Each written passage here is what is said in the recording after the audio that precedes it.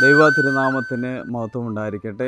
പ്രഭാതത്തിൽ നാം കേൾക്കുന്ന വചന പുലരിയിലേക്ക് എന്നും ജീവിക്കുന്നവനായ യേശു ക്രിസ്തുവിൻ്റെ ധന്യനാമത്തിൽ എല്ലാവർക്കും മുന്നമേ പ്രഭാത വന്ദനം അറിയിക്കുക. ഒരിക്കൽ ഒരു വ്യക്തി ഇങ്ങനെ പറഞ്ഞു, മനുഷ്യന് സ്ഥായിയായ ഒരു സ്വഭാവം എപ്പോഴും ഉണ്ടായിരിക്കുകയില്ല എന്ന് പറഞ്ഞു. അപ്പോൾ എനിക്കത് മനസ്സിലായില്ല, എന്താണ് ഈ സ്ഥായിയായ സ്വഭാവം എന്ന് വെച്ചാൽ ഒരേപോലത്തെ സ്വഭാവം ഒരു മനുഷ്യന് എപ്പോഴും ഉണ്ടായിരിക്കാൻ സാധ്യതയില്ല എന്ന്.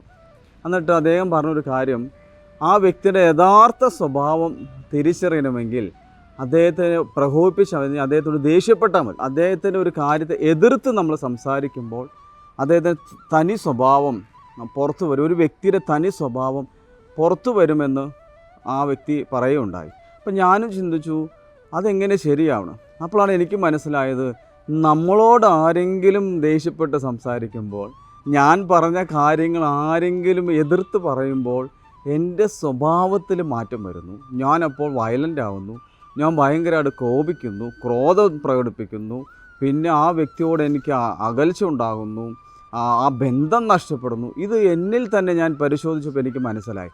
അപ്പോഴാണ് ഒരു കാര്യം മനസ്സിലായത്, യഥാർത്ഥത്തിൽ ഒരു മനുഷ്യൻ്റെ തനി സ്വഭാവം തിരിച്ചറിയുന്നത് ആ വ്യക്തിയോടൊന്ന് എതിർത്ത് സംസാരിച്ചാൽ മതി. എന്നാൽ വചനം പറയുകയാണ്, സദൃശ്യവാക്യങ്ങളുടെ പുസ്തകം 27-ാം അധ്യായം അതിൻ്റെ 5-ാം വാക്യം ഇങ്ങനെ പറയുന്നു, ഗൂഢമായ സ്നേഹത്തേക്കാൾ പരസ്യമായ ശാസനയാണ് നല്ലത്, സ്നേഹിതൻ്റെ അടിയാണ് ശത്രുവിൻ്റെ ചുംബനത്തേക്കാൾ വിശിഷ്ടമെന്ന് പറയും.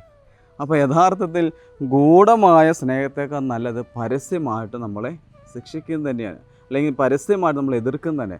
അതെങ്ങനെയാണെന്നറിയോ? ശത്രുവിൻ്റെ ചുംബനത്തെക്കാളും സ്നേഹിതൻ്റെ അടിയാണ് നല്ലത്. അപ്പം നമ്മളോട് സ്നേഹമുള്ളവരല്ലേ പ്രിയമുള്ളവരെ നമ്മളോട് പറയാറ്, ആ ചെയ്യുന്നത് ശരിയല്ല, ആ ചെയ്യുന്നത് തെറ്റാണ്. അപ്പനും അമ്മയും മക്കളോടുള്ള സ്നേഹത്തെ പ്രതിയല്ലേ പറയും. ഭാര്യ ഭർത്താവിനോടുള്ള സ്നേഹത്തെ പ്രതി, ഭർത്താവ് ഭാര്യയോടുള്ള സ്നേഹത്തെ പ്രതിയാണ് പറയും.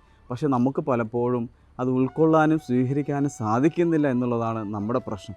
അതുകൊണ്ട് വചനം പറയുകയാണ്, നീ തിരിച്ചറിയുക, നിനക്ക് ഏറ്റവും നല്ലത് നിന്നെ നേരിട്ട് നിന്നോട് പറയുന്നത്. പുറമേ നിന്ന് മാറി നിന്ന് നമുക്കെതിരെ കുറ്റം പറയുന്നേക്കാൾ നല്ലതല്ലേ നമ്മുടെ തെറ്റുകൾ നമ്മളോട് ചൂണ്ടിക്കാണിക്കും. അപ്പോൾ പ്രകോപിതരാകാതെ അതെന്തിനു വേണ്ടിയാണ് തിരിച്ചറിഞ്ഞ് അത് നന്മയാക്കി മാറ്റുക. നിഗൂഢമായ സ്നേഹത്തേക്കാൾ ഏറ്റവും നല്ലത് പരസ്യമായി നമ്മളെ ശാസിക്കുന്നത് തന്നെയാണ് തിരിച്ചറിയപ്പെടുക. അതുകൊണ്ട് ഈ പ്രഭാതം നമുക്ക് ആ തിരിച്ചറിവ് ഉണ്ടാകട്ടെ. അത് നമ്മുടെ ജീവിതത്തിൽ കൂടുതൽ മെച്ചപ്പെടുവാൻ, ജീവിത ലക്ഷ്യങ്ങളിലേക്ക് എത്തിച്ചേരുവാൻ സാധ്യമാകട്ടെ എന്ന് പ്രാർത്ഥിക്കുന്നു. ആയത് പിതാവിൻ്റെയും പുത്രൻ്റെയും പരിശുദ്ധ റൂഹായുടെ നാമത്തിൽ തന്നെ. ആമീൻ.